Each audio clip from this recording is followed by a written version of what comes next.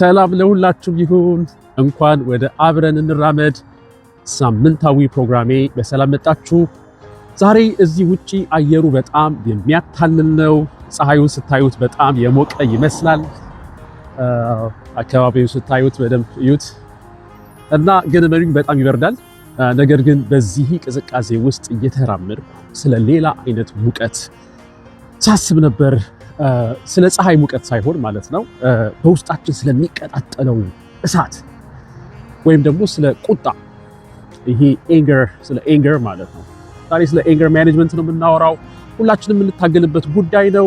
ስለዚህ አብረን እየተራመድን እስቲ ስለዚህ ጉዳይ እንወያያለን። ቁጣ ምንድን ነው? ቁጣ ህይወታችንን እንዳያቃጥልስ እንዴት እንቆጣጠረው? መጀመሪያ አንድ ነገር ግልጽ ላድርግ። በስነ ልቦና እይታ ቁጣ መጥፎ ወይም ኃጢአት አይደለም። ቁጣ ምልክት ነው ወይም ሲግናል ነው። ልክ በመኪና ዳሽቦርድ ላይ እንደሚበራው የማስጠንቀቂያ መብራት ማለት ነው። ይህ መብራት ሲበራ በውስጥ የሆነ ችግር አለ ማለት ነው። ኤንጂኑ ውስጥ የሆነ ክፍል ላይ መኪናችን ላይ ማለት ነው። ምናልባት ፍርሃት ሊሆን ይችላል፣ አሁን ለኛ ህመም ሊሆን ይችላል፣ የፍትህ መጓደል ሊሆን ይችላል። ይህ ስሜት ሲመጣ ሰውነታችን ለውጊያ ይዘጋጃል።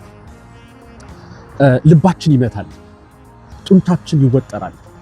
ልክ እኔ አሁን ይህን እንቅስቃሴ ለመቋቋም እንደምወጠረው ማለት ነው። ለአጭር ጊዜ ይህ ጉልበት ራሳችንን ለመከላከል ይጠቅመናል። ነገር ግን አደገኛው ነገር ቁጣው ስር የሰደደ ሲሆን ነው። ያለ ልክ የሚለቀቅ ቁጣ ጤናችንን ይጎዳል። የሰውነታችንን በሽታ የመከላከል አቅም ደግሞ ያዳክማል ማለት ነው። ግንኙነታችንን ከሰዎች ጋር ያበላሻል። ከማሰባችን በፊት እንድንናገር አእምሯችንን ይለጉመዋል። ታዲያ ይህንን እንዴት እንቆጣጠር? አንድ ታዋቂ ንጉሥ በቁጣ ምክንያት ሁሉን ነገር ሊያጣ ተቃርቦ ነበር። ንጉሥ ዳዊትን አስታውሱ።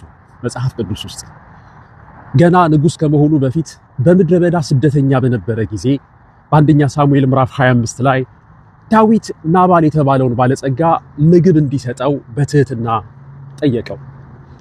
ናባል ግን እምቢ አለ። ዳዊትን ሰደበው፣ ሙልጭ አድርጎ ሰደበው። እንደውም አንደኛው ያለው ስድብ የኮበለለ ባሪያ የሚል ነው። እንደዚህ ብሎ ነው ያዋረደው። በዚህ ጊዜ ዳዊት ምን ሆነ?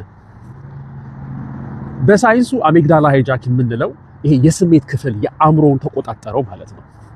ይሄ ማለት በጣም የቁጣ ክፍል ነው። አሜግዳላ ሃይጃክ ሰይፋችሁን ታጠቁ አለ። ከዚያ እቅዱ ምንድነው? የናባልን ቤተሰብ በሙሉ መጨረስ ነበር። ይህ ፍትህ አይደለም። ይህ የታወረ ቁጣ ነው። ነገር ግን አቢጊያ የተባለች የናባል ሚስት በመንገድ ላይ ከምግብ ጋር ተገናኘችው። በመንገድ ላይ አገኘችውና ቁጣውን አቋረጠችው። ያን ጊዜ ዳዊት አንድ ወንድ ሊያደርገው የሚችለውን በጣም ከባድ ነገር አደረገ። ቆም አለ። የማሰብ አቅሙን ወይም ይሄ ፕሪፍሮንታል ኮርቴክስ የምንለውን ይሄኛውን ፓርት የብሬናችንን ይህንን ፓርት ተጠቀመ። ዛሬ ደም ከማፍሰስ ስለጠበቅሽኝ እግዚአብሔር ስላንቺ የተመሰገነ ይሁን አላት። ከስሜታዊነት ወደ ምክንያታዊነት ተመለሰ። ይህም የወደፊት ህይወቱን አተረፈለት። ታዲያ እኛስ ይህንን እንዴት እናድርግ? እንግዲህ የእግር መንገዳችንን ስንጨርስ በጥናት የተረጋገጡ 3 የመፍትሄ መንገዶችን ልንገራችሁ። አንደኛ የ90 ሰከንድ ፋታ ነው።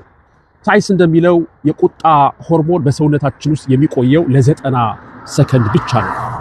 ስለዚህ ቆም በሉ፣ ትንሽ ትንፋሽ ውሰዱ፣ ፊት ለፊት ከመጋፈጥ ትንሽ ዞር በሉ። ያኔ የመፈንዳት ስሜቱን ያጠፈዋል። ሁለተኛ ታሪኩን መርምሩ። ዳዊት ናባል ስላዋረደኝ መሞት አለበት ብሎ አሰበ። ይህ የተሳሳተ ትርጉም ነው። ራሳችሁን ጠይቁ። ቁጣዬ ተመጣጣኝ ነው ወይ? የሰውን ሐሳብ እያነበብኩ ይሆን? ትርጉሙን ስትቀይሩት ስሜቱ ይቀየራል። ሶስተኛ በግልጽ መናገር፣ ይሄ ወይም አሰርቲቭ ኮሚኒኬሽን ይባላል እና ስሜታችሁን አታፍኑት ወይም ደግሞ አትፈንዱ። እኔ ብላችሁ ጀምሩ። እንዲህ ሲሆን ያመኛል፣ እኔ ይከፋኛል እንዲህ ሲሆን፣ ምክንያቱም ሰው እንዲያከብረኝ እፈልጋለሁ፣ በቃ ሪስፔክት እፈልጋለሁ በሉ። እውነትን በፍቅር ተነጋገሩ። በመጨረሻም ዳዊት ፍጹም ሰው አልነበረም፣ ነገር ግን ለመማር ፈቃደኛ ነበር። ለዚህ ነው እንደ እግዚአብሔር ልብ የሆነ ሰው የተባለው። እንደ ልቤ የሆነውን የእሴይን ልጅ ዳዊትን አገኘሁት አለ። የስሜቶቻችሁ ባሪያ መሆን አይጠበቅባችሁም። ሳትቃጠሉ እሳቱን መቆጣጠር ትችላላችሁ። እኔ አሁን መንገዴን ልጨርስ ነው።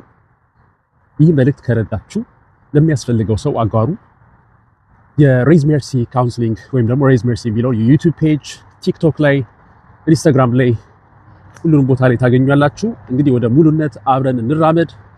ሰላም ዋሉልኝ።